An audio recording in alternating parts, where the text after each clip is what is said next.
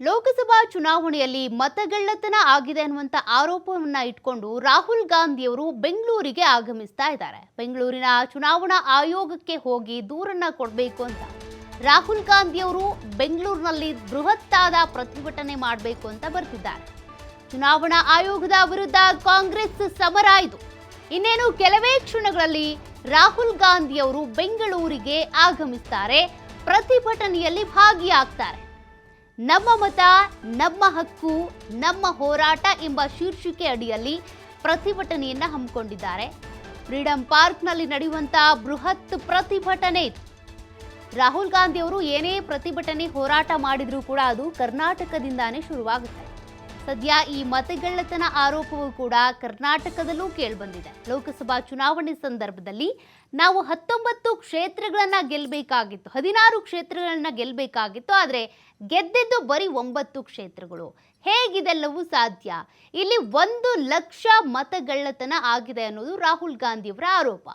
ಹೀಗಾಗಿ ಇವತ್ತು ಬೆಂಗಳೂರಿನ ಫ್ರೀಡಂ ಪಾರ್ಕ್ನಲ್ಲಿ ಇದರ ಸಂಬಂಧ ದಾಖಲೆಗಳನ್ನು ಇಟ್ಕೊಂಡೇ ಪ್ರತಿಭಟನೆ ಮಾಡಬೇಕು ಅಂತ ಬರ್ತಾ ಇದ್ದಾರೆ. ಈಗಾಗಲೇ ಒಂದು PPT ಕೂಡ ಪ್ರೆಸೆಂಟ್ ಮಾಡಿದ್ರು.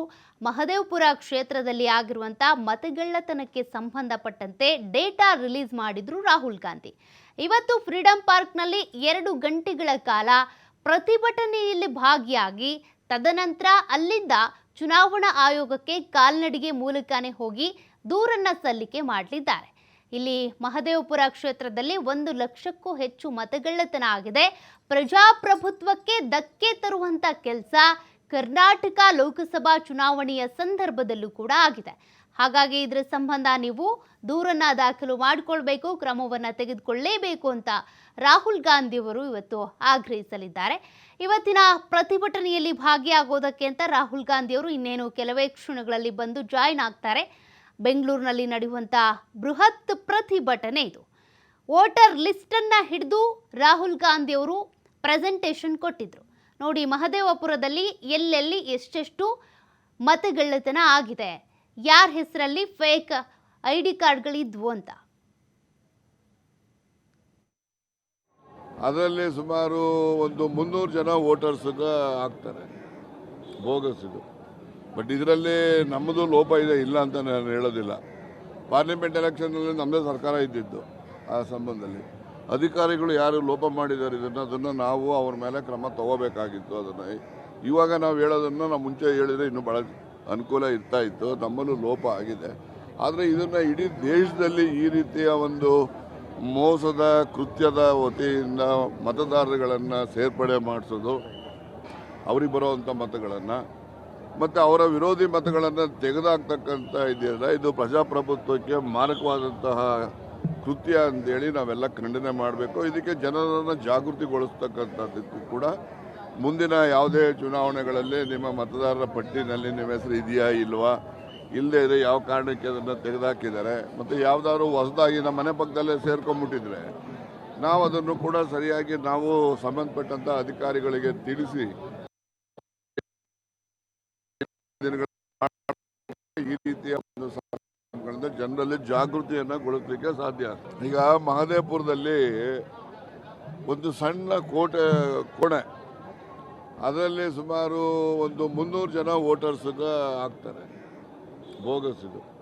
ಬಟ್ ಇದರಲ್ಲಿ ನಮ್ಮದು ಲೋಪ ಇದೆ, ಇಲ್ಲ ಅಂತ ನಾನು ಹೇಳೋದಿಲ್ಲ. ಪಾರ್ಲಿಮೆಂಟ್ ಎಲೆಕ್ಷನ್ನಲ್ಲಿ ನಮ್ಮದೇ ಸರ್ಕಾರ ಇದ್ದಿದ್ದು. ಆ ಸಂಬಂಧದಲ್ಲಿ ಅಧಿಕಾರಿಗಳು ಯಾರು ಲೋಪ ಮಾಡಿದ್ದಾರೆ ಅದನ್ನು ನಾವು ಅವ್ರ ಮೇಲೆ ಕ್ರಮ ತಗೋಬೇಕಾಗಿತ್ತು. ಅದನ್ನು ಇವಾಗ ನಾವು ಹೇಳೋದನ್ನು ನಾವು ಮುಂಚೆ ಹೇಳಿದರೆ ಇನ್ನೂ ಭಾಳ ಅನುಕೂಲ ಇರ್ತಾ ಇತ್ತು. ನಮ್ಮಲ್ಲೂ ಲೋಪ ಆಗಿದೆ.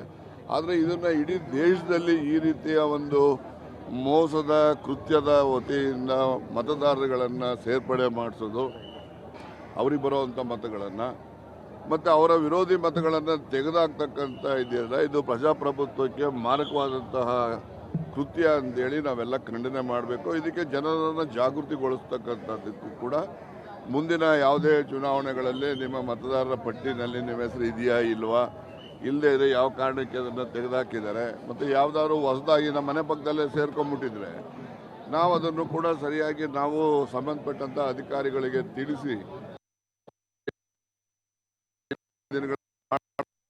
ಈ ರೀತಿಯ ಒಂದು ಜನರಲ್ಲಿ ಜಾಗೃತಿಯನ್ನು ಗೊಳಿಸಲಿಕ್ಕೆ ಸಾಧ್ಯ. ಈಗ ಮಹದೇವಪುರದಲ್ಲಿ ಡೀಟೇಲ್ಸ್ ಕೊಡ್ತಾರೆ ಪ್ರತಿನಿಧಿ ಗಣೇಶ್ ಲೈವ್ ಅಲ್ಲಿ ಜಾಯ್ನ್ ಆಗ್ತಿದ್ದಾರೆ. ಗಣೇಶ್, ಈಗಾಗಲೇ ಬೃಹತ್ ಪ್ರತಿಭಟನಾ ಮೆರವಣಿಗೆಯನ್ನ ಹಮ್ಮಿಕೊಂಡಿದ್ದಾರೆ ರಾಹುಲ್ ಗಾಂಧಿ ಅವರು. ಸದ್ಯ ಈಗ ಆ ಸ್ಥಳದಲ್ಲಿ ಯಾರ್ಯಾರು ಸಚಿವರು ಶಾಸಕರು ಬಂದಿದ್ದಾರೆ, ಎಷ್ಟೊತ್ತಿಗೆ ರಾಹುಲ್ ಗಾಂಧಿ ಅವರ ಆಗಮನ ಆಗುತ್ತೆ, ಸದ್ಯ ಈ ಒಂದು ಪ್ರತಿಭಟನಾ ರ್ಯಾಲಿಯ ರೂಪುರೇಷೆ ಏನಿದೆ ಅದೆಲ್ಲದ್ರ ಬಗ್ಗೆ ಡೀಟೇಲ್ಸ್ ಕೊಡೋದಾದ್ರೆ?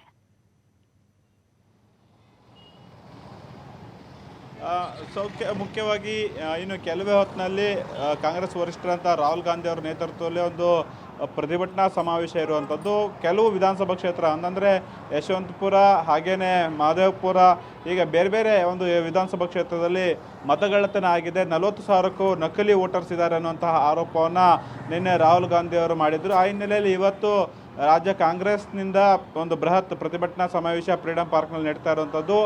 ಇನ್ನು ಕೆಲವೇ ಹೊತ್ತಿನಲ್ಲಿ ರಾಹುಲ್ ಗಾಂಧಿ ಅವರು ಹಾಗೇನೆ CM Siddaramaiah, DCM DK Shivakumar ಹಾಗೇನೆ ಕಾಂಗ್ರೆಸ್ ಅಂದರೆ AICC ಅಧ್ಯಕ್ಷರಂತ ಮಲ್ಲಿಕಾರ್ಜುನ್ ಖರ್ಗೆ ಅವರು ಕೂಡ ಆಗಮಿಸ್ತಾರೆ. ಈ ಪ್ರಮುಖವಾಗಿ ಬೇರೆ ಬೇರೆ ಕ್ಷೇತ್ರದಿಂದ ಈಗಾಗಲೇ ಕಾಂಗ್ರೆಸ್ ಕಾರ್ಯಕರ್ತರು, ಮುಖಂಡರು, ಯುವಕರುಗಳು ಎಲ್ಲರೂ ಕೂಡ ಫ್ರೀಡಂ ಪಾರ್ಕ್ನ ಹತ್ರ ಬರ್ತಾ ಇರುವಂಥದ್ದು. ಸರಿಸುಮಾರು 2 ಗಂಟೆಗಳ ಕಾಲ ಈ ಒಂದು ಪ್ರತಿಭಟನಾ ಸಮಾವೇಶ ಇರುತ್ತೆ. 1.5-2 ಗಂಟೆವರೆಗೆ ಫ್ರೀಡಂ ಪಾರ್ಕ್ನಲ್ಲಿ ಬೃಹತ್ ಪ್ರತಿಭಟನಾ ಸಮಾವೇಶ ಇರುತ್ತೆ. ಅಂದಾಜು 1 ಲಕ್ಷಕ್ಕೂ ಹೆಚ್ಚು ಜನರು ಈ ಒಂದು ಜಮಾವಣೆಗೊಳ್ಳುವಂಥ ಸಾಧ್ಯತೆಗಳಿದೆ. ಅದಾದ ಬಳಿಕ ಚುನಾವಣಾ ಆಯೋಗಕ್ಕೆ ಏನಾದರೂ ದೂರು ಕೊಡ್ತಾರಾ ಅನ್ನೋದಂತೂ ಕೂಡ ನೋಡಬೇಕಾಗುತ್ತೆ. ಈ ಸಂದರ್ಭದಲ್ಲಿ ಒಂದಿಷ್ಟು ಚರ್ಚೆಗಳಾದಂಥ ಒಂದು ಆರೋಪಗಳು ಕೂಡ ಕಾಂಗ್ರೆಸ್ಸಿಂದ ಆಗುತ್ತೆ. ಏಕೆಂದರೆ BJP ಅವಧಿ ಸಂದರ್ಭದಲ್ಲಿ ಆದರೂ ಕೂಡ ರಾಜ್ಯ ಚುನಾವಣಾ ಆಯೋಗದಲ್ಲಿ ಹಲವು ಅಕ್ರಮಗಳಾಗಿವೆ. ಅದರಲ್ಲೂ ಕೂಡ ಮತದಾರರ ಪಟ್ಟಿ ಸೇರ್ಪಡೆ ಹಾಗೂ ಒಂದು ಮತಗಳ್ಳತನ ನಕಲಿ ವೋಟರ್ಸ್ಗಳ ಸಂಖ್ಯೆ ಜಾಸ್ತಿ ಇದೆ ಅನ್ನೋದ್ರ ಬಗ್ಗೆ ಸಂಪೂರ್ಣವಾದ ದಾಖಲೆಯನ್ನಿಟ್ಟು ಮತ್ತೆ ರಾಹುಲ್ ಗಾಂಧಿ ಅವರು ಆರೋಪವನ್ನು ಮಾಡಲಿದ್ದಾರೆ. ಹಾಗಾಗಿ ಈ ಒಂದು ಸಮಾವೇಶ ಅಥವಾ ಪ್ರತಿಭಟನಾ ಸಮಾವೇಶ ಕೆಲವೇ ಹೊತ್ತಿನಲ್ಲಿ ಆರಂಭ ಆಗುವಂಥದ್ದು. ಒಬ್ಬೊಬ್ಬರೇ ನಾಯಕರುಗಳು ಈಗ ಸ್ಟೇಜ್ ಹತ್ತ ಬರ್ತಾ ಇದ್ದಾರೆ. ರಾಜ್ಯ ಕಾಂಗ್ರೆಸ್ ನಾಯಕರುಗಳು, ಮಾಜಿ ಸಚಿವರುಗಳು, ಹಾಲಿ ಸಚಿವರುಗಳು ಹಾಗೇನೆ ಬೆಂಗಳೂರು ನಗರ ಯೂತ್ ಕಾಂಗ್ರೆಸ್ ಮುಖಂಡರು ಎಲ್ಲರೂ ಕೂಡ ಒಬ್ಬೊಬ್ಬರಾಗೆ ಬರ್ತಾ ಇರುವಂಥದ್ದು. ಪ್ರತಿ ವಿಧಾನಸಭಾ ಕ್ಷೇತ್ರದ ಅಂದರೆ ಈಗಾಗಲೇ ಗೋವಿಂದರಾಜ್ ನಗರ ವಿಧಾನಸಭಾ ಕ್ಷೇತ್ರ, ವಿಜಯನಗರ ವಿಧಾನಸಭಾ ಕ್ಷೇತ್ರ, ಯಶವಂತಪುರ ವಿಧಾನಸಭಾ ಕ್ಷೇತ್ರ, ಹೀಗೆ ಬೇರೆ ಬೇರೆ ವಿಧಾನಸಭಾ ಕ್ಷೇತ್ರದ ಕಾಂಗ್ರೆಸ್ ಕ್ಷೇತ್ರದ ವಿಧಾನಸಭಾ ಕ್ಷೇತ್ರಗಳಾದ ಕಾರ್ಯಕರ್ತರು, ಮುಖಂಡರು ಎಲ್ಲರೂ ಕೂಡ ಈಗ ಫ್ರೀಡಂ ಪಾರ್ಕ್ನತ್ತ ಬರ್ತಾ ಇರುವಂಥದ್ದು. ಸೌಖ್ಯ. ಥ್ಯಾಂಕ್ ಯು ಗಣೇಶ್ ಮಾಹಿತಿಗೆ. ಇನ್ನೇನು ಕೆಲವೇ ಕ್ಷಣಗಳಲ್ಲಿ ಪ್ರತಿಭಟನೆ ಆರಂಭ ಆಗುತ್ತೆ. ಪ್ರತಿಭಟನೆ ಆರಂಭ ಆಗಬೇಕು ಅಂದರೆ ರಾಹುಲ್ ಗಾಂಧಿ ಅವರ ಆಗಮನ ಆಗಬೇಕಿದೆ. ಸದ್ಯ ಕೆಲ ಶಾಸಕರು, ಸಚಿವರು ಫ್ರೀಡಂ ಪಾರ್ಕ್ನಲ್ಲಿ ಬಂದಿದ್ದಾರೆ ರಾಹುಲ್ ಗಾಂಧಿ ಅವರಿಗೆ ಸಾಥ್ ಕೊಡಬೇಕು ಅಂತ. CM Siddaramaiah, DCM DK Shivakumar, AICC ಅಧ್ಯಕ್ಷ ಮಲ್ಲಿಕಾರ್ಜುನ್ ಖರ್ಗೆ ಹಾಗೂ AICC ಪ್ರಧಾನ ಕಾರ್ಯದರ್ಶಿ ಆಗಿರುವಂಥ KC ವೇಣುಗೋಪಾಲ್ ಅವರು ಕೂಡ ಪ್ರತಿಭಟನೆಯಲ್ಲಿ ಭಾಗಿಯಾಗ್ತಾರೆ ಅನ್ನೋದು ಗೊತ್ತಾಗ್ತಾ ಇದೆ. ಸದ್ಯ ಎಷ್ಟೊತ್ತಿಗೆ ಬರ್ತಾರೆ, ಎಷ್ಟೊತ್ತಿಗೆ ಪ್ರತಿಭಟನೆ ಆರಂಭ ಆಗುತ್ತೆ ನೋಡಬೇಕಿದೆ. ಖಾಕಿ ಅಂತೂ ಸಜ್ಜಾಗಿದೆ, ಎಲ್ಲ ಕಡೆ ಭದ್ರತೆಯನ್ನು ಒದಗಿಸಿದ್ದಾರೆ. ಪ್ರತಿಭಟನೆ ಆದ ನಂತರ ಚುನಾವಣಾ ಆಯೋಗಕ್ಕೆ ಕಾಲ್ನಡಿಗೆಯ ಮೂಲಕ ಹೋಗಿ ದೂರನ್ನ ಕೊಡಲಾಗುತ್ತೆ. ಮತಗಳ್ಳತನ ಆಗಿದ್ದೇ ಆದರೆ ನಿಜಕ್ಕೂ ಕೂಡ ಅಂತವರಿಗೆ ಶಿಕ್ಷೆ ಆಗಲೇಬೇಕು. ಕಾರಣ ಮತದಾನ ಮಾಡೋದು ಪ್ರತಿಯೊಬ್ಬರ ಹಕ್ಕಾಗಿರುತ್ತೆ. ಅಂತಾದ್ರಲ್ಲಿ ಮತದಾನ ಹಕ್ಕನ್ನ ಕಸಿದುಕೊಂಡು ಒಬ್ಬರ ವೋಟರ್ ಐಡಿಯನ್ನು ಇಟ್ಕೊಂಡು 4 ಕಡೆ ಮತಗಟ್ಟೆಗಳಲ್ಲಿ ಮತದಾನ ಮಾಡಿಸೋದೇನಿದೆ ಬಹಳ ದೊಡ್ಡ ಅಪರಾಧ. ಹಾಗಾಗಿ ಅದು ಸಾಬೀತಾಗುತ್ತಾ ನೋಡೋಣ.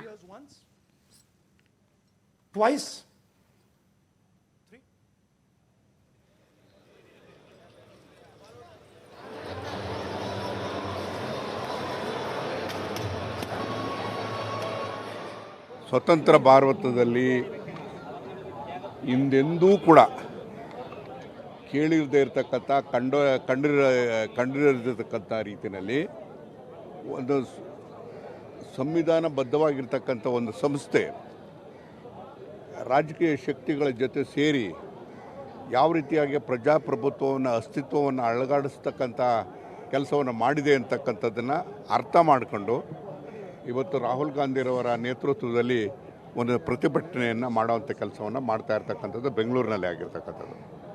ಬೆಂಗಳೂರಿನಲ್ಲಿ ಇದು ಬಹುಶಃ ಇಡೀ ದೇಶಾದ್ಯಂತ ಈ ರೀತಿಯಾದಂಥ ಕಾರ್ಯಕ್ರಮಗಳಾಗಬೇಕಾಗ್ತದೆ. ಜನ ಎಚ್ಚೆತ್ಕೊಳ್ಬೇಕಾಗ್ತದೆ, ಪ್ರಜಾಪ್ರಭುತ್ವವನ್ನು ಉಳಿಸ್ಬೇಕಾಗ್ತದೆ. ಸಂವಿಧಾನಬದ್ಧವಾಗಿರ್ತಕ್ಕಂಥ ಮತದಾನದ ಹಕ್ಕನ್ನು ಕಸಿಯುವಂಥ ರೀತಿಯಲ್ಲಿ ಇವತ್ತು ಕೇವಲ ತಾಂತ್ರಿಕವಾಗಿ ಯಾಂತ್ರೀಕರಣದಿಂದ ಮುಖೇಣ ಮಾಡ್ತಾ ಇರತಕ್ಕಂಥದ್ದನ್ನು ಬಹುಶಃ ಎಲ್ಲ ಒಂದು ಕಡೆಗೆ ಪ್ರಜಾಪ್ರಭುತ್ವ ಬೇರು ಸಡಿಲಗೊಳ್ತಾ ಇದೆ ಅಂತಕ್ಕಂಥದ್ದು ಅರ್ಥ ಆಗ್ತದೆ. ಇದು ಜನ ಅರ್ಥ ಮಾಡ್ಕೋಬೇಕು. ಇದು ಕೇವಲ ಕರ್ನಾಟಕಕ್ಕೆ ಸೀಮಿತ ಅಲ್ಲ, ಇಡೀ ದೇಶದಲ್ಲೇ ಈ ರೀತಿಯಾದಂಥ ಆಂದೋಲನ ಆಗಬೇಕು. ಜನರನ್ನ ಮನೆ ಮನೆಗೂ ಕೂಡ ತಲುಪಿಸ್ತಕ್ಕಂಥ, ಮನಸ್ಸಿಗೆ ತಲುಪಿಸ್ತಕ್ಕಂಥ ಕೆಲಸವನ್ನು ಆಗಬೇಕು. ಆ ಕೆಲಸವನ್ನು ರಾಹುಲ್ ಗಾಂಧಿರವರು ಇವತ್ತು ಮಾಡ್ತಾ ಇದ್ದಾರೆ, ಕಾಂಗ್ರೆಸ್ ಪಕ್ಷ ಮಾಡ್ತಾ ಇದೆ. ಪ್ರಜಾಪ್ರಭುತ್ವವನ್ನು ಉಳಿಸೋದಕ್ಕೋಸ್ಕರ, ಸಂವಿಧಾನ ಉಳಿಸೋಕ್ಕೋಸ್ಕರ ಈ ಕಾರ್ಯಕ್ರಮ ನಡೀತಾ ಇರ್ತಕ್ಕಂಥದ್ದು.